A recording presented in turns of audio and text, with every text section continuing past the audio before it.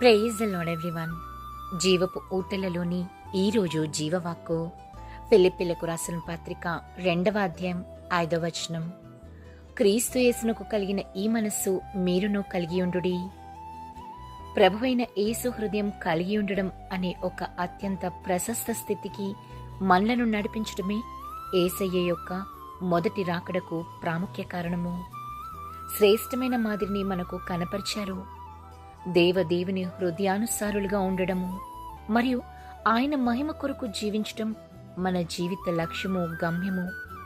అందుకొరకే సృజించుకున్నాడు ప్రభువు మనలను.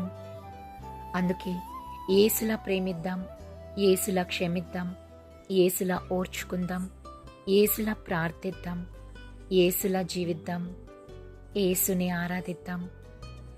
యేసుక్రీస్తు కృప మనకు తోడేండుగాక. ఆమెన్.